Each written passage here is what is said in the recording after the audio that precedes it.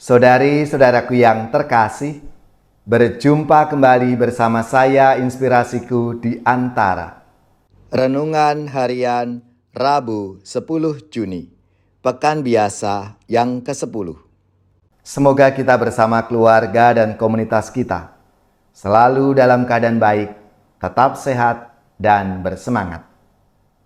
Marilah kita mengawali renungan kita hari ini dengan tanda kemenangan Kristus. Dalam nama Bapa dan Putra dan Roh Kudus. Amin. Allah Bapa yang Maha Kuasa, karya-Mu tetap terlaksana hingga saat ini. Buatlah kami semakin mengerti dan memahami bahwa kami tidak dapat bertindak atas kesanggupan kami sendiri, melainkan semuanya terjadi karena karya-Mu. Dengan pengantaraan Yesus Kristus Putra-Mu Tuhan kami, yang bersama dengan Dikau dalam persatuan Roh Kudus, hidup dan berkuasa Allah sepanjang segala masa. Amin. Dalam nama Bapa dan Putra dan Roh Kudus. Amin. Inspirasi kita hari ini dari Injil Suci menurut Matius bab 5 ayat 17 sampai 19. Marilah kita siapkan kitab suci kita masing-masing. Kita akan membaca bersama-sama lalu merenungkannya. Dalam khotbah di bukit, Yesus berkata, "Janganlah kalian menyangka bahwa aku datang untuk meniadakan hukum Taurat atau kitab para nabi. Aku datang bukan untuk meniadakannya, melainkan untuk menggenapinya. Karena aku berkata kepadamu, sungguh, selama belum lenyap langit dan bumi ini, satu iota atau satu titik pun tidak akan ditiadakan dari hukum Taurat, sebelum semuanya terjadi. Karena itu, siapa yang meniadakan salah satu perintah Taurat, sekalipun yang paling kecil, dan mengajarkannya demikian kepada orang lain, ia akan menduduki tempat yang paling rendah di dalam kerajaan surga. Tetapi, siapa yang melakukan dan mengajarkan segala perintah Taurat, ia akan menduduki tempat yang tinggi di dalam kerajaan surga." Demikianlah sabda Tuhan. Terpujilah Kristus. Saudari-saudaraku yang terkasih, dalam hidup bersama pasti kita butuh peraturan atau hukum. Peraturan digunakan untuk mengatur hidup bersama. Biasanya, peraturan itu diciptakan untuk menjamin kestabilan hidup bersama. Ada yang berupa perintah, ada pula yang berupa larangan. Misalnya, dilarang merokok di ruangan ini. Taruhlah sampah di tempat sampah, dan lain sebagainya. Aturan-aturan untuk hidup bersama. Sabda Tuhan hari ini menceritakan bagaimana Tuhan Yesus memaknai hukum Taurat dalam hidup bersama. Tuhan Yesus menegaskan maksud kedatangannya. Ia tidak akan menghapus atau meniadakan hukum Taurat yang ada. Seperti yang dikatakannya, "Aku datang bukan untuk meniadakannya, melainkan untuk menggenapinya." Yesus menghargai tokoh pendahulunya seperti Musa dan para nabi yang memulai dan menghidupkan hukum Taurat. Yesus lebih memberi makna baru atas aturan lama yang sudah dihidupi. Dalam hukum Taurat, ada 613 butir aturan yang terdiri dari 365 butir larangan dan 248 butir perintah. Konon, jumlah larangan sesuai dengan jumlah hari dalam setahun, sedangkan jumlah perintah sesuai dengan jumlah tulang dalam tubuh manusia. Saudari-saudaraku yang terkasih, Taurat itu telah dikerjakan Yesus untuk kita.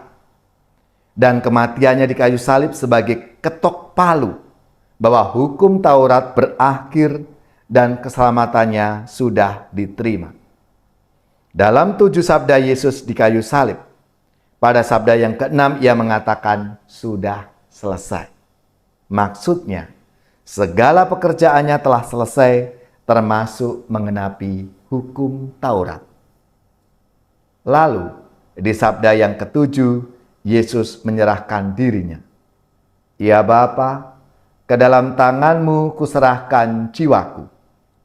Salib menjadi simbol nyata dari inti hukum Taurat, yaitu mengasihi Allah dan mengasihi sesama.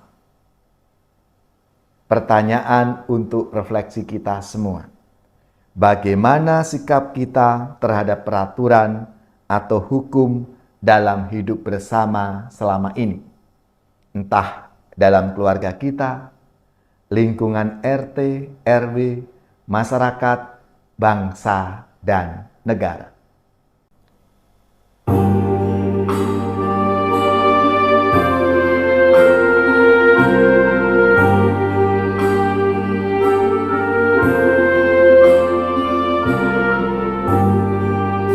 Andaikan aku pahami bahasa semuanya,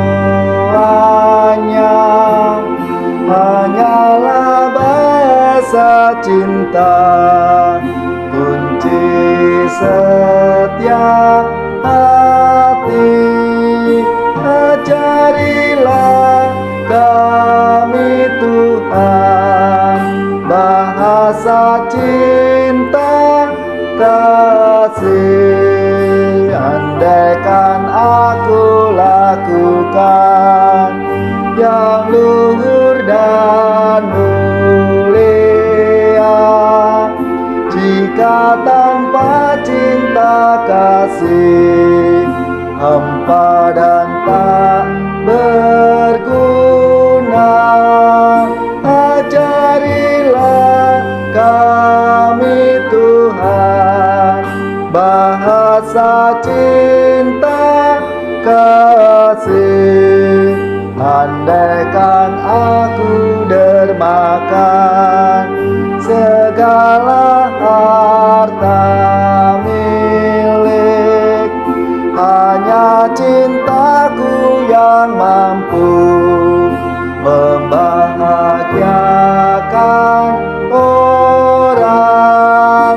Ajarilah kami Tuhan, bahasa cinta kasih.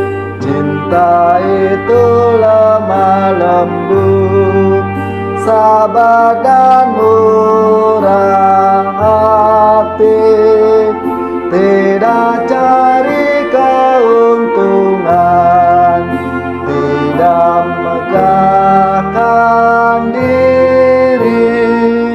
Ajarilah kami Tuhan, bahasa cinta kasih. Saudari-saudaraku yang terkasih, marilah kita mengakhiri renungan kita hari ini dengan mohon berkat Tuhan, dan kita akan menerima tugas perutusan. Semoga saudari-saudara sekalian, keluarga-keluarga kita, komunitas kita, orang-orang yang kita doakan, mereka yang sakit, yang menderita, seluruh tugas, belajar, pekerjaan, usaha, serta karya pelayanan kita dibimbing, dilindungi dan berkati oleh Allah yang Maha Kuasa, Bapa dan Putra dan Roh Kudus. Amin.